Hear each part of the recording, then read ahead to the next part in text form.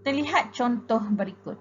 Seorang pelajar mengayuh basikal dari keadaan rehat dan mencapai halaju 8 meter per saat setelah mengayuh selama 5 saat. Berapakah pecutan yang dihasilkan? Ingat apa kaedah yang perlu digunakan? Kaedah penyelesaian masalah gerakan linear yang digunakan adalah GPM. Okey, garis. Apa yang perlu kita garis? Gariskan kuantiti fizik.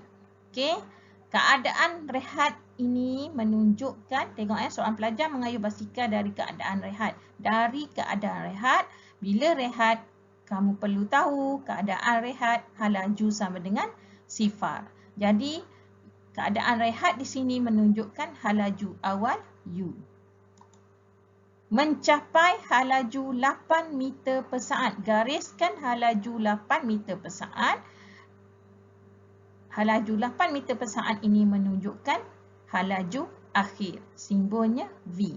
Dah gariskan, kamu letak simbol V. Kemudian, kuantiti fizik yang seterusnya adalah 5 saat, iaitu masa. Masa simbolnya T dan soalannya ialah kamu mencari nilai pecutan. Jadi, pecutan simbolnya A. Jadi kita guna kaedah GPM tadi, GPM garis, kita dah garis dan label. Dan seterusnya, kaedah yang kedua itu kita pilih. P adalah pilih. Okay.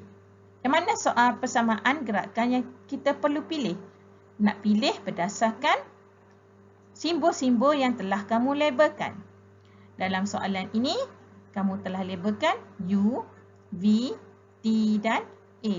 Jadi kita tengok yang pertama, V, U, A dan T. Adakah persamaan pertama dah memenuhi kehendak soalan? Betul. Okey, yang lain kamu buang. Okey, tak perlu gunalah. Kita guna persamaan yang pertama. Jadi, kaedah tadi GPM, M adalah masukkan.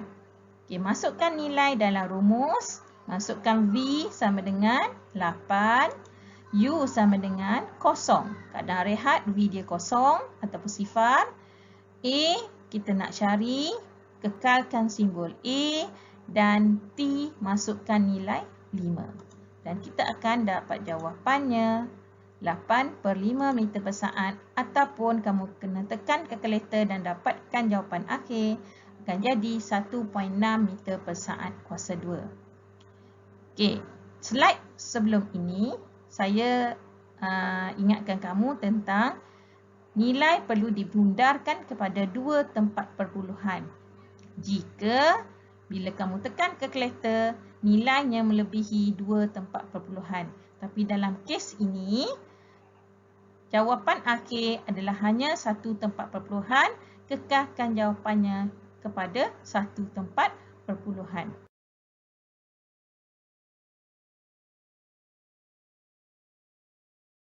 Kita lihat contoh yang seterusnya.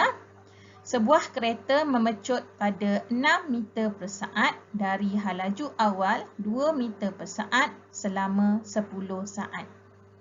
Guna kaedah apa? GPM. Garis. Okey, maklumat apa yang perlu digariskan? Kuantiti fizik apa yang perlu digariskan? 6 meter per saat, iaitu kuantiti bagi pecutan. Selain itu, 2 meter per saat, ini adalah halaju awal. Dah kat sini dah nyatakan halaju awal. Terus gariskan dan labelkan U. Yang diberi lagi adalah masa, iaitu 10 saat. Gariskan dan labelkan T. Soalan A.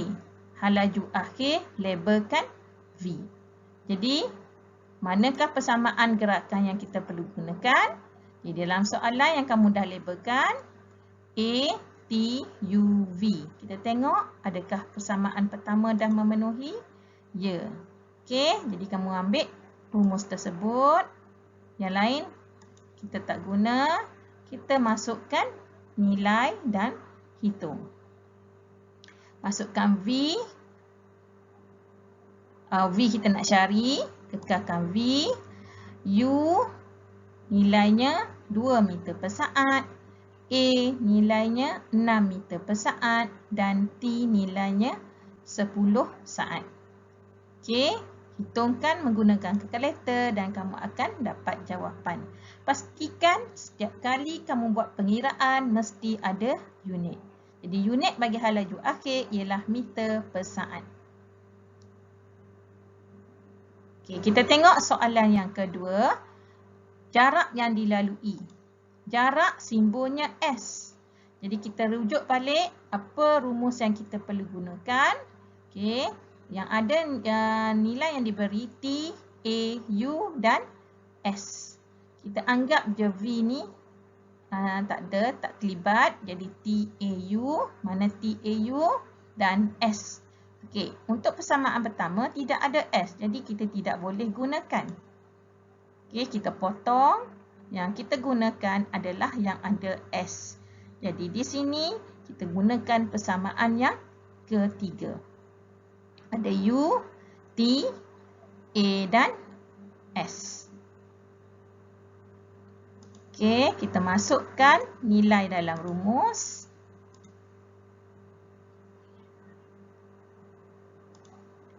Hitung menggunakan kalkulator dan dapat jawapan serta letakkan unit.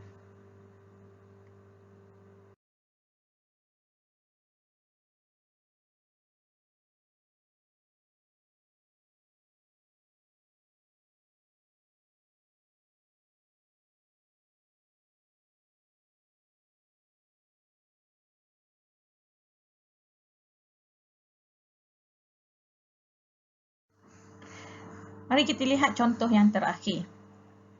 Okey, dalam soalan ini apa yang perlu kita buat ialah kita gunakan kaedah GPM. Garis, pilih dan masuk. Kita gariskan kuantiti fizik yang pertama dan label 100 km per jam. Ini adalah halaju awal, simbolnya U. 80 meter adalah jarak atau sasaran, labelnya S. Okey, menghentikan. Perlu juga kita gariskan kerana menghentikan bermaksud halaju akhir kereta bersamaan dengan kosong. Masa 6 saat adalah kuantiti bagi masa iaitu T. Dan nyah pecutan adalah simbolnya A. Bila kamu imbas kembali apa yang saya dah ajar kamu sebelum ini, nyah pecutan merupakan pengurangan halaju. Maka nyah pecutan ini simbolnya sama seperti pecutan iaitu A tetapi nilainya adalah negatif. Okey, kemudian kita tengok apa persamaan gerakan yang perlu digunakan. Okey, kalau kita lihat balik simbol-simbol yang telah kita labelkan tadi, U, S, V, T, A ada pada semua persamaan gerakan ini. Jadi kita di sini dalam kes ini kita pilih hanya satu sahaja. Jadi saya nak pilih yang pertama. Yang lain saya tak gunalah. Okey. Sebelum kita nak buat pengiraan, masukkan nilai, kamu perlu pastikan terlebih dahulu adakah unit-unit yang diberi adalah sama. Contohnya bagi kuantiti fizik jarak iaitu di sini dalam kes halaju ini unit kilometer. Tapi jarak yang diberi kat sini unitnya meter. Jadi kita kena tukar yang sama iaitu kilometer kena tukar kepada meter. Okey, kita lihat pula pada halaju ini guna unit jam. Tapi pada soalan ini masa diberi dalam unit saat. Jadi kita kena tukarkan jam kepada saat. Okey, jadi kita kena tukarkan 108 km per jam kena tukar kepada unit meter per saat. Okey, kita lihat penyelesaian masalah. Okey, tukarkan unit dulu U dulu kepada meter per saat. Jadi apa perlu kamu buat ialah darab 10 kuasa 3 atau darab 1000 bahagi dengan 3600. Dan kita akan dapat dalam unit meter per saat. Jadi U adalah bersamaan dengan 30 meter per saat. Okey, kemudian kita masukkan nilai U ini dalam rumus yang kita pilih. Okey, V tadi akan jadi sifar, akan masukkan nilai sifar. U 30, A kekalkan nilai A untuk mencari nilainya pejutan. Dan 6 ini adalah nilai bagi masa T. Okey, jadi apa perlu kita buat jika ada rumus semacam ni? Jadi kita perlu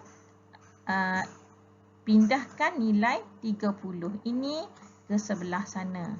Okey, bila kita pindah kat sini nilai positif akan tukar jadi negatif. Jadi kita akan dapat 6A sama dengan negatif 30. Tekan kalkulator negatif 30 bahagi dengan 6, kita akan dapat jawapan akhirnya negatif 5 meter per saat kuasa 2. Jangan lupa mesti unit perlu diletakkan bersama dengan jawapan.